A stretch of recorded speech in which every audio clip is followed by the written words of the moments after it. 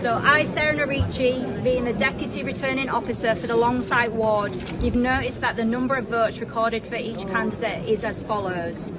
Leichhardt Ali, Liberal Democrats, 110.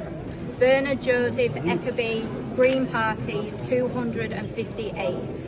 Luther Rahman, Labour Party, 2,259. Mohammed Iqbal Raja, Independent, 48. Liberty Row, the Conservative Party candidate, 164. Shehbaz Sawa, Workers Party, 2,444. The number of ballot papers rejected was as follows. Want of an official mark, 0. Voting for more candidates than the voter was entitled to, 13.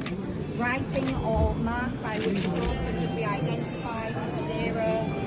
Being unmarked or wholly void for uncertainty, 25. The total number of rejected ballot papers, therefore, was 38.